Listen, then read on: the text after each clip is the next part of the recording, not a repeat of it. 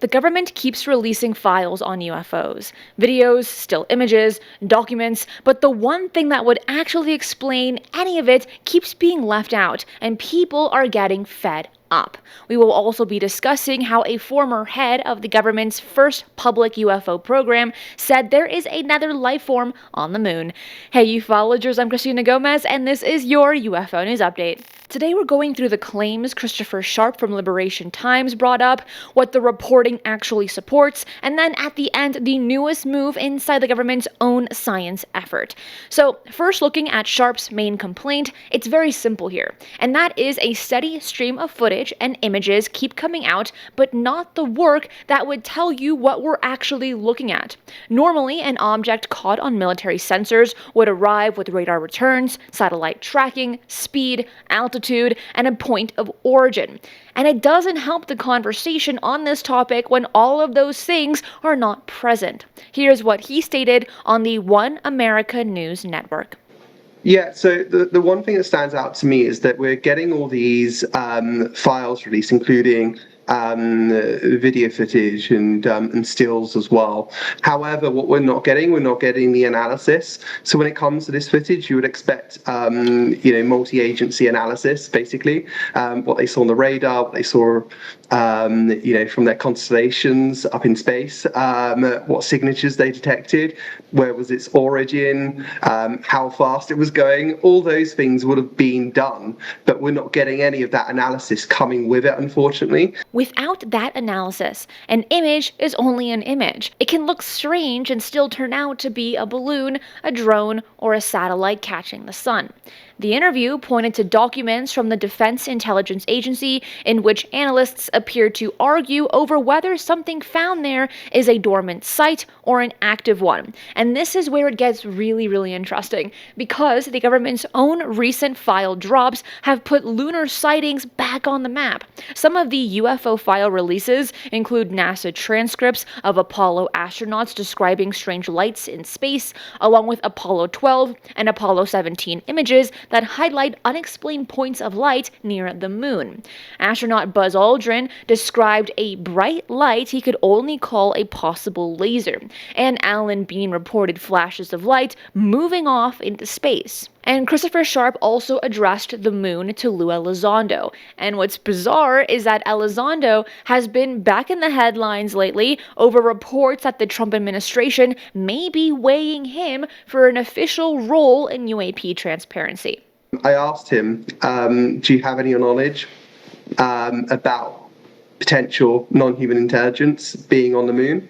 And he basically confirmed that. He said, yes, I do believe that is the case. There is another life form on the moon. And for Lou to come out and say that is quite a big deal, in my opinion. Sharp also described that his sources call competing groups of non-human intelligence, one tied to the oceans, one tied to the moon, with an intense relationship between them. He also linked it to a claim from Congressman Tim Burchett, who has said he believes there may be sites beneath the ocean used to pool resources. He also presented all of this as accounts from people who have held high senior positions, though none of them have come forward. So that kind of proof is kind of hard to settle on since we don't actually have any as of yet, at least from these senior officials. If the government released the raw analysis behind these cases tomorrow, the radar, the tracking, the full data set, do you believe it would put the biggest claim to rest or just prove them? Leave your thoughts in the comments below.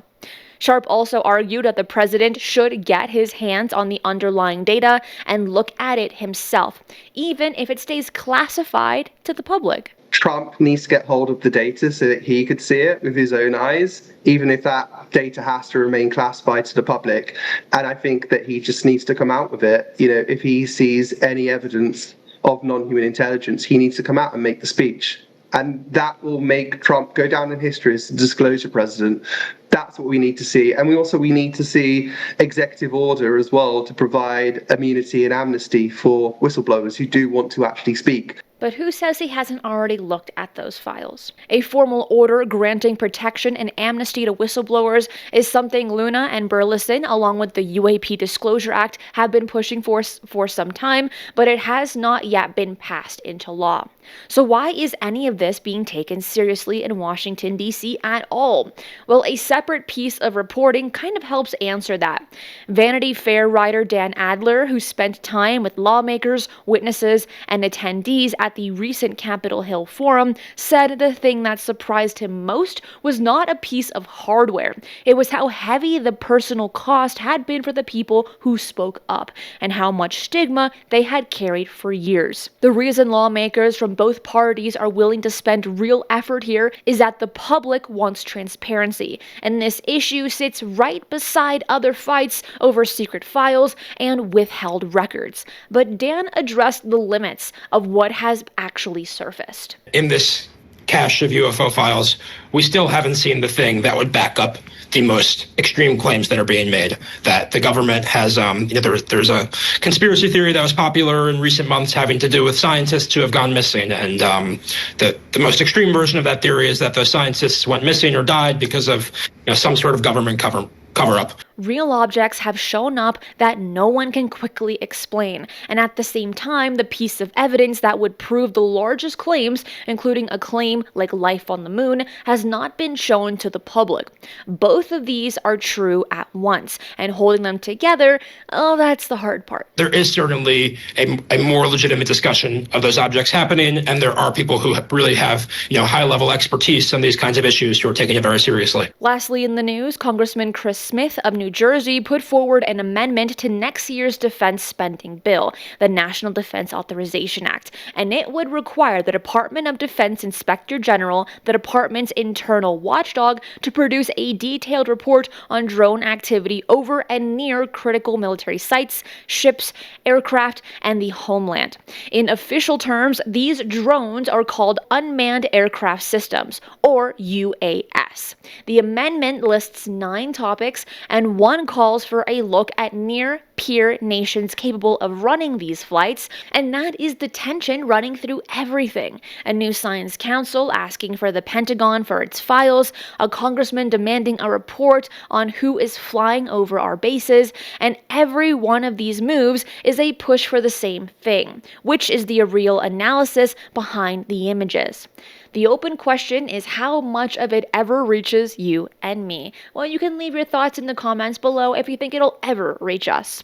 I'm Cristina Gomez. That is it for today. I will see you again tomorrow at 12 p.m. PST for another UFO news update. Be safe, and remember, keep your eyes on the skies.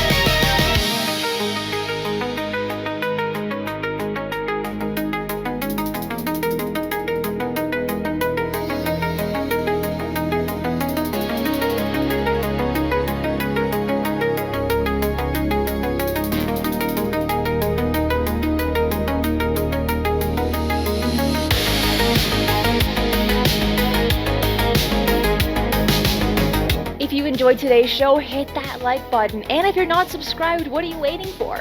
Hit the notification bell as I do daily UFO news and updates. Fresh UAP stories, government disclosures, and breaking developments land here every single day.